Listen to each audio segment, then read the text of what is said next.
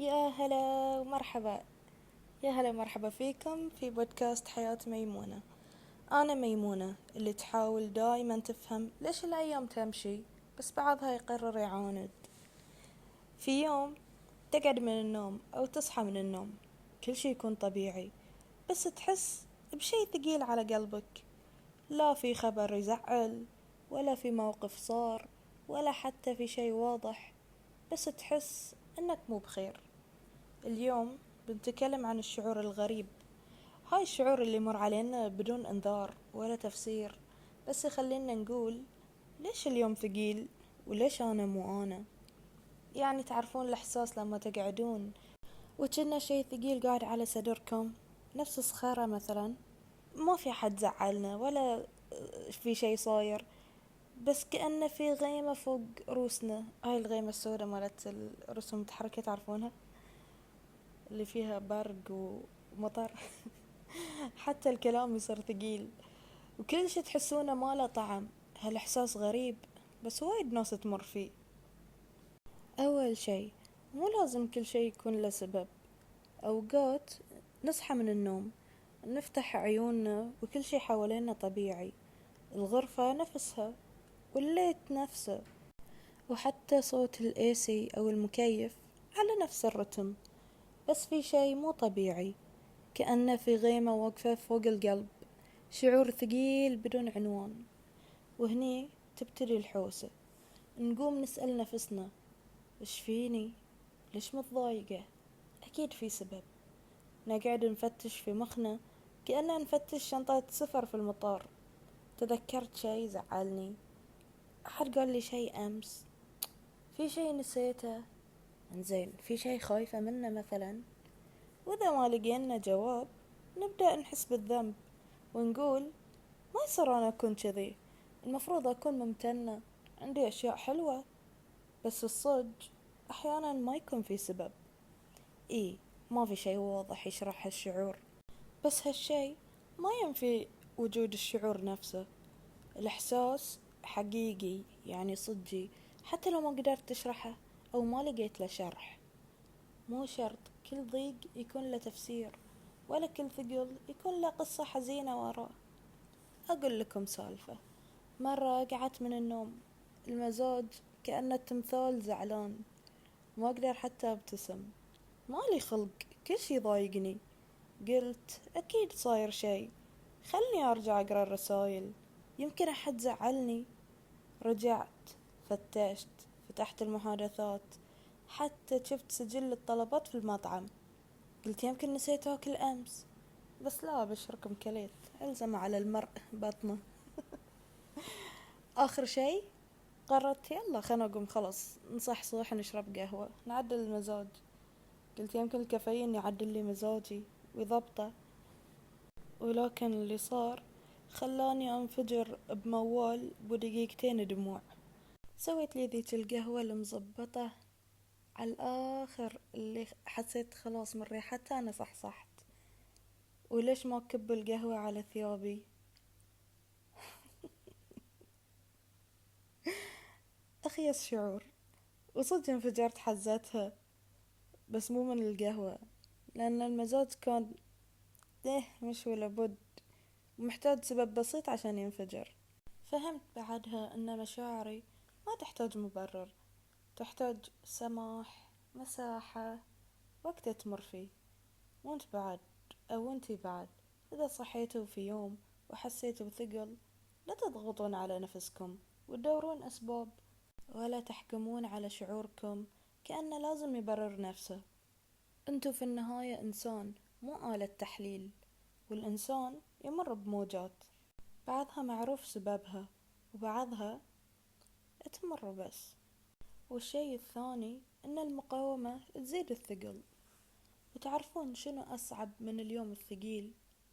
لما نحاول نقاومه بقوة، يعني تصحى وانت مو مرتاح وتحاول تقنع نفسك بالعكس، يلا قوم، شد حيلك، لا تتدلع، ترى في ناس ظروفهم أصعب. هذه ميمونة طبعا. نحاول نحط على نفسنا ضغط زيادة، كأننا نقول إذا ما كنت مبتسم معناته فيني شي غلط. بس اللي يصير نحس نحس بالثقل ومعاه ذنب.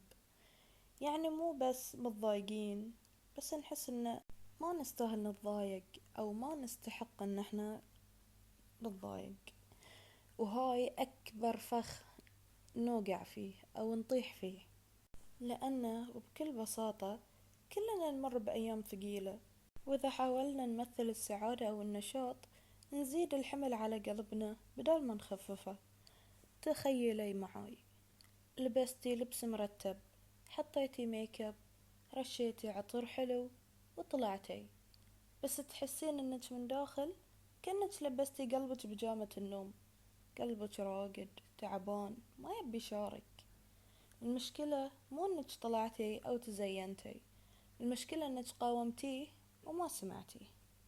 يمكن اليوم ما يحتاج تكونين نشيطة، يمكن تحتاجين تكونين ساكتة شوي وتتنفسين، تشربين ماي، تنسدحين على الكنبة بدون هدف. بس اللي عندهم دوامات الله يعينهم الله يعينهم. أنا عن نفسي صار لي كم يوم أقاوم شعور ما له اسم. أحاول أفضفض بس ما أعرف من وين أبتدي. أقول يمكن المشي يفيد، ألبس أطلع وأرجع أحس نفسي تايهة. لين قلت لنفسي ميمونة ليش تروحين مكان، قعدي وسكتي خلاص، خلي الشعور يتكلم بروحه. وفعلا لما سكت بديت أسمع، مو بصوت بس بإحساس، كأن قلبي يقول أنا مو بخير بس بصير بخير.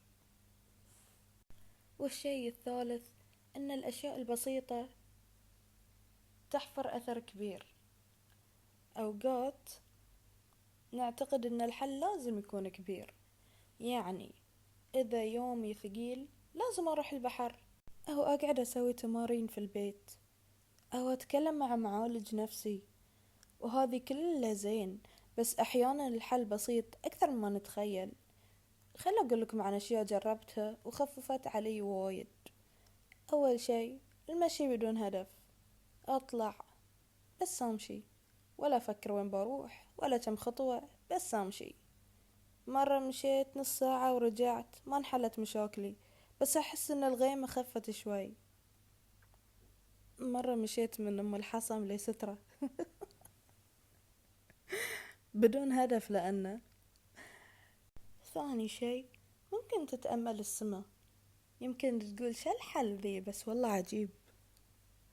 تقعد طالع السما كأنك تقول أنا تحت، بس ترى في أكبر مني وفي وسع، وأنا مضيق على نفسي.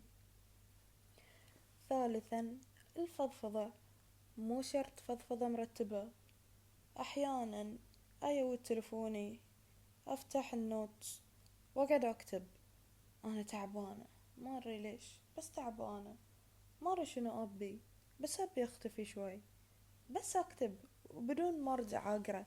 وإذا الكتابة صح ولا غلط أهم شي أنا كتبت، يا أخي اطلع مني فت. رابع شي صوتي يريحك.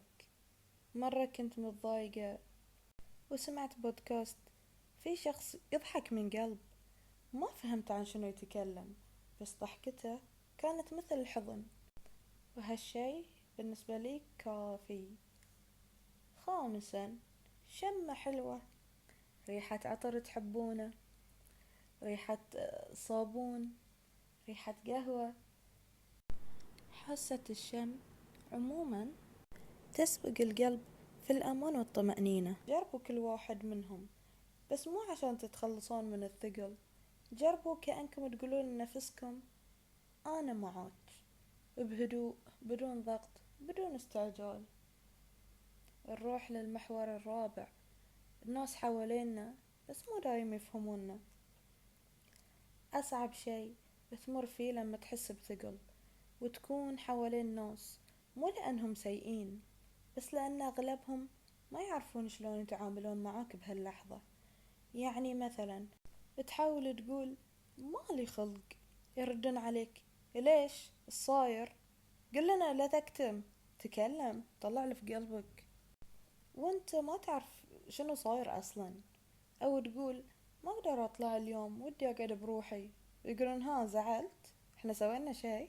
شيك صار نفسية؟ طبعا الناس فلاسفة في حياة الغير، بس كل واحد ضايع في حياته. المهم،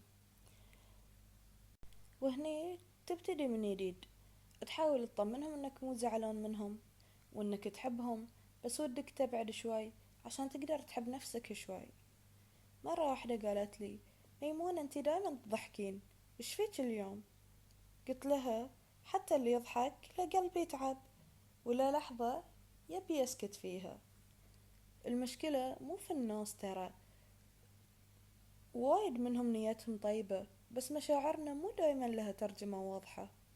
وهني نحتاج شي بسيط نوضح بدون شرح. يعني تقول: أنا تعبان شوي بس ما أقدر أشرح، أحتاج وقت، وإذا في شي بقول. واللي يحبك بيفهم هالعبارة طبعا، وبيفهم أن وجوده جنبك بصمت أحيانا أغلى من 1000 سؤال. فلا تحس بالذنب لو ما قدرت تشرح، ولا تخلي الناس يعيلونك بالكلام، يخلونك تستعيل عشان تتكلم، وانت قلبك مو برنامج دعم فني ياخذ وقت عشان يعرف العطل. خامسا، الهدوء مو ضعف، الهدوء حكمة.